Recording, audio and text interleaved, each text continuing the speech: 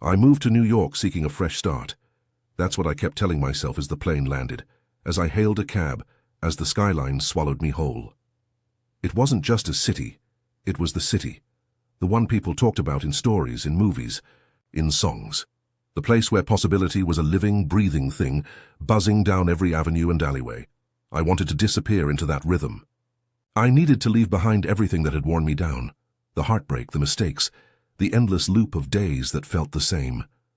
New York was supposed to be different. When I arrived, it was all exactly as I had imagined.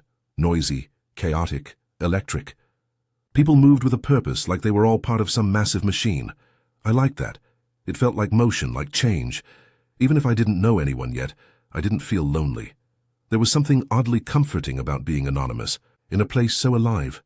The rumble of the subways, the chatter of the sidewalks, the honking cabs, it was overwhelming, yes, but it was also proof that life was happening. And I had come here to live mine. I found a small apartment on the edge of Brooklyn. It was older, with creaky floors and windows that didn't shut all the way, but it had character. The landlord was in a rush when he showed it to me, didn't say much. I didn't care, I was too excited. It was mine. I hung a few pictures, unpacked my books, and sat on the floor that first night eating takeout straight from the container. It felt right. Like maybe finally I had made the right move. Every day I threw myself into the city. I wandered unfamiliar neighborhoods, explored little cafes, rode the subway without a destination. I walked through Central Park just to watch people. I applied for jobs I wasn't even sure I wanted, just to feel like I was moving forward. My phone was full of new numbers, new faces I'd met at bars or bookstores or on the steps of the Met. It was exhilarating, like shedding a skin I had worn for too long. But under the excitement, there was always a sense of tension I couldn't quite place. Nothing overt, just a subtle pull at the edge of things. Sometimes when I walked alone at night, I'd feel watched. Not by people, but by the city itself, as if the buildings had eyes, as if the shadows held something just out of sight. I chalked it up to nerves, to being new, to stories I'd read. New York is intense, after all. Still, there were things I noticed, small things. A dog that refused to walk down a particular street. A man at the bodega who stopped talking whenever I mentioned where I lived. The way people sometimes hesitated when I told them my cross streets. It didn't make sense to me. They'd smile, but there was something tight in their eyes, like they were forcing it. At night, I'd lie in bed and listen. The city never slept, but it wasn't always the kind of noise I expected. There was the occasional siren, the muffled music, the distant arguments. But sometimes there was something else, a noise I couldn't identify, a sound that didn't fit. I'd hear it and sit up, heart beating faster than I liked to admit. It wasn't loud, not always, but it had a feeling to it, like breath against your neck when you think you're alone, like the way silence can hum. I kept telling myself was imagining it, that moving somewhere new messes with your head, that the city was just full of stories and I was letting them get to me. Still, every morning, I'd wake up just a little more tired, just a little more aware. Something wasn't right, but I was here. I had chosen this. New York was my fresh start. The city was loud during the day, always alive, always moving. But at night something changed. The sound shifted. It wasn't the absence of noise that unsettled me. It was what replaced it. These weren't the typical city sounds I expected. Instead of quiet, instead of calm, there were noises that didn't make sense. Unexplained, strange, bone-chilling. They didn't belong to any machine, animal, or person I could name. They rose from somewhere deep and echoed across buildings, slipping through alleyways, curling around corners like a cold draft under a locked door. At first I thought I was imagining it. That's what people do in a new place, especially one as vast and unpredictable as New York. I thought my mind was just playing tricks, trying to adjust to new routines, unfamiliar rooms and long shadows. But the sounds didn't go away.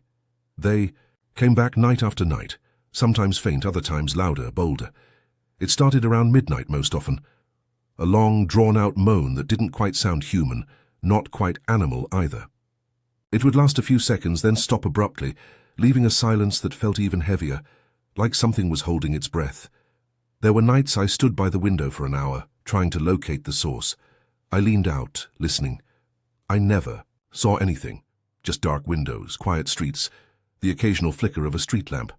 And yet the sound was real, so real that I stopped sleeping with the lights off. I downloaded white noise apps. I stuffed towels under the door. Still, it crept in, always. Sometimes it wasn't a moan.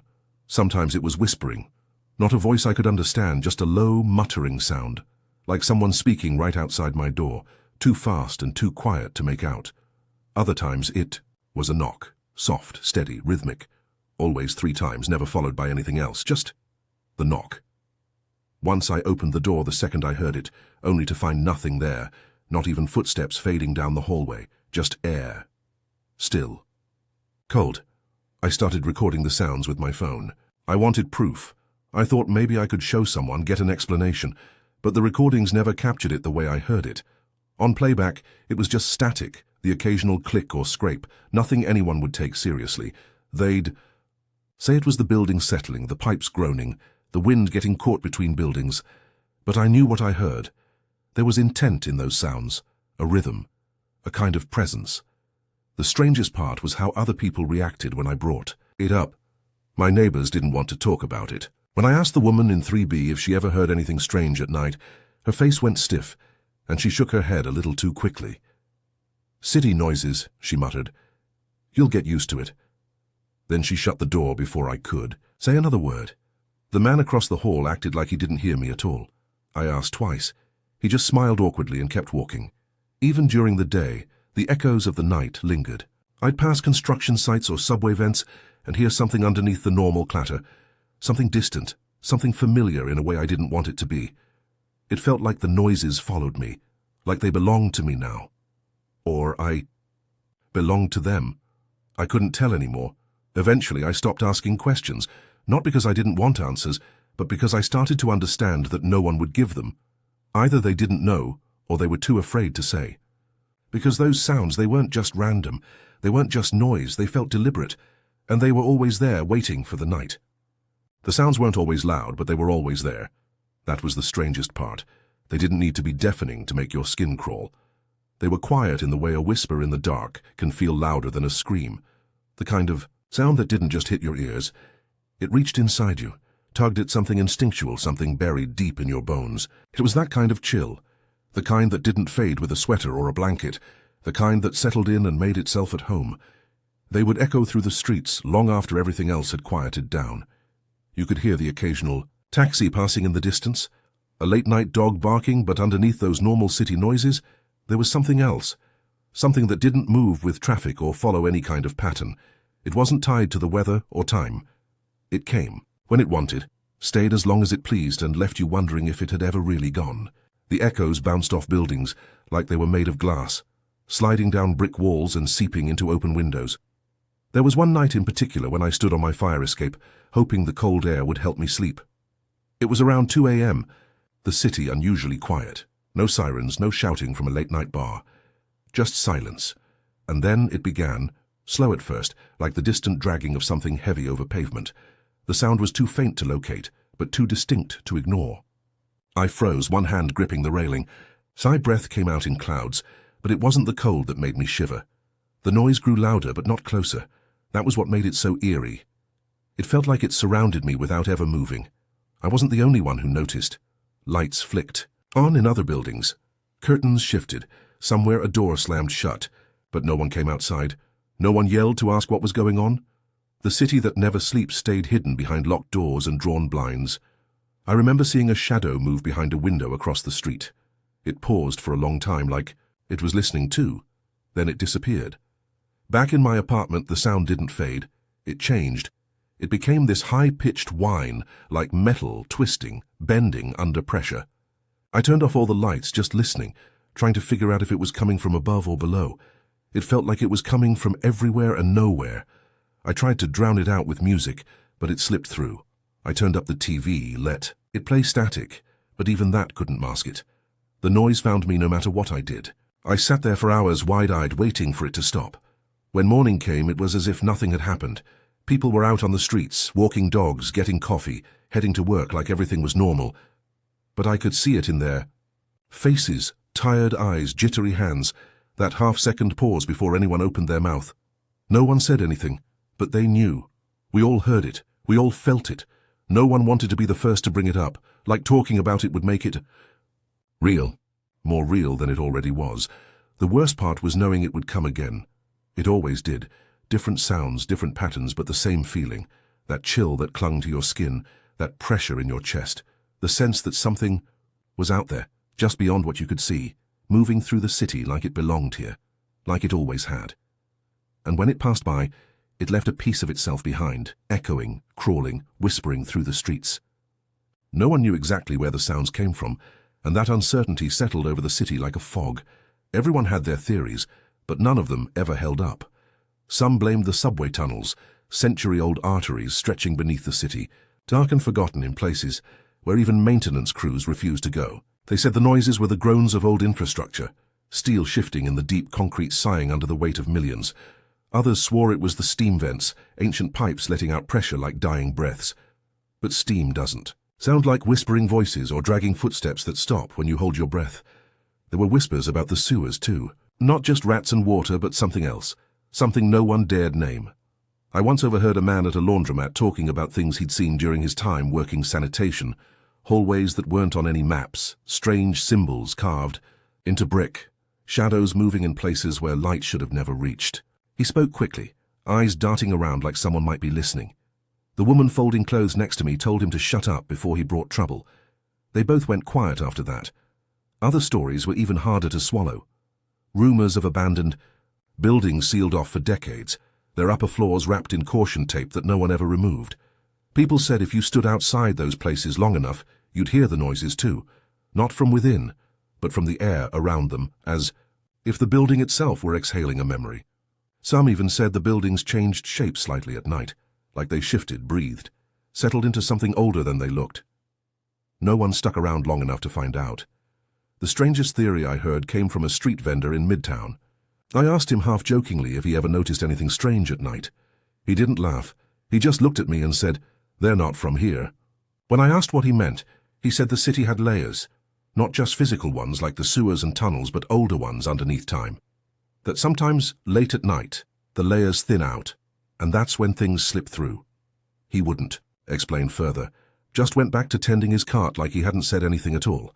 It became clear to me that everyone knew something was wrong, even if no one admitted it outright. The way people hurried home after sunset, the way cab drivers avoided certain streets, the way every conversation about the sounds ended with a shrug and a quick subject change. No one had answers, just avoidance. Fear disguised as indifference. Even the police wouldn't entertain questions. I once asked an officer about a noise I heard outside my building, the same knocking I'd heard before, sharp and deliberate. He looked at me for a moment, eyes unreadable, then told me I was probably just hearing construction. At 2 in the morning, I started looking into old news articles, city records, anything that might hint at something beneath the surface. But so much was missing. Blocks that had been demolished without reason, fires that were never explained, reports filed and then sealed, whole neighborhoods that had changed names over the years, like history itself was trying to hide. Every trail I followed led to a dead end or a blank page. It was as if the city had decided that not knowing was safer, that ignorance was its own kind of survival. People had accepted the mystery because questioning it meant facing something they didn't want to believe in. Something older than the skyscrapers, older than the maps, something that had always lived in the cracks. And now, every time the noises came back, I knew that no one would ever truly tell me the truth because maybe even they didn't know. Not really. There was something strange about how people behaved after dark. During the day, New Yorkers were exactly what I expected. Loud, direct, fast-moving. People filled the sidewalks, bumped shoulders, shouted over car horns, and lived like they had places to be and something to prove. But when night fell, everything changed. The energy shifted. Not in a way you'd notice immediately, but subtly, like a temperature drop or a hush in a room just before something important is said. People moved faster after sunset. They didn't linger. Conversations were shorter, more clipped. Even the bars seemed quieter, like laughter didn't want to echo too far. I first noticed it when I stayed out late during my second week in the city. I had gone to a small art event in Soho and lost track of time. By the time I got to the subway, it was past midnight. The train was late, the platform mostly empty. 2 other people stood nearby, both staring at the ground, shifting their weight like they didn't want to be there. A sound echoed down the tunnel, distant and strange, not mechanical. Not a train. They both looked up at the same time, tense, then walked up the stairs and left without explanation. I followed a few minutes later, unable to convince myself. It was nothing. After that, I started paying attention, watching how people acted. Once the sun went down, they became more careful. They glanced over their shoulders more often. Some wouldn't walk certain streets after 10 p.m. Others never made eye contact, especially in the quieter parts of the city.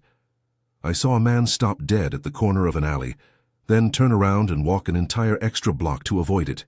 He didn't look scared, just cautious, like he knew something I didn't. Even in my building there were unspoken rules. People didn't talk in the hallways late at night. You might hear someone unlocking their door quickly, fumbling with keys, but never voices. The elevator lights flickered sometimes, and no one ever rode it alone after a certain hour. I tried, once just to see. It stopped on the wrong floor, open to an empty hallway with no lights. I took the stairs after that. Neighbors avoided certain topics too. The old man in 2D, who always talked about politics and baseball during the day, went completely silent if you asked about strange noises. I brought it up once while helping him carry groceries. His whole body stiffened. He didn't say a word for the rest of the ride. When we reached his floor, he nodded politely and shut the door behind him without a goodbye. The next day, he acted like it never happened. There was a bakery on the corner I visited almost every morning. The woman who ran it, Maria, was always warm and chatty, knew my order after the first week. One morning I asked if she ever worked nights. She froze mid-motion, her smile fading just a little. "No one bakes at night," she said, turning her back. "It's not worth it." That was all she said. I didn't push. The more I watched, the more I realized this wasn't paranoia. It was practice, routine. These weren't people spooked by myths or imagination. They were people who had learned the rules through experience. They didn't talk about it because talking made it real, and worse, maybe talking drew attention. It was as if the entire city had silently agreed on a kind of self-preservation. Stay inside, stay quiet, pretend it's nothing. Fear doesn't always come with screams or panic.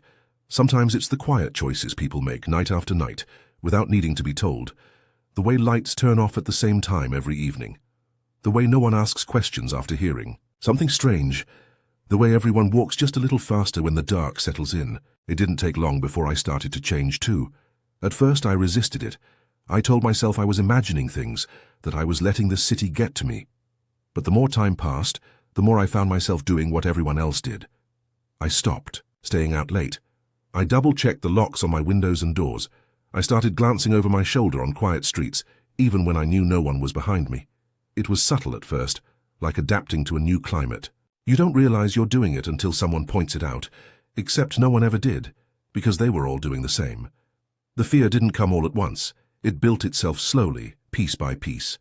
A strange noise outside the door that didn't repeat. The flickering streetlight that always dimmed when I walked by. The feeling that something was watching from behind the curtains across the street. Little moments that on their own meant nothing but together made it harder to sleep, harder to breathe deeply. I started avoiding mirrors at night, not because I saw anything in them, but because I didn't want to. That was the difference.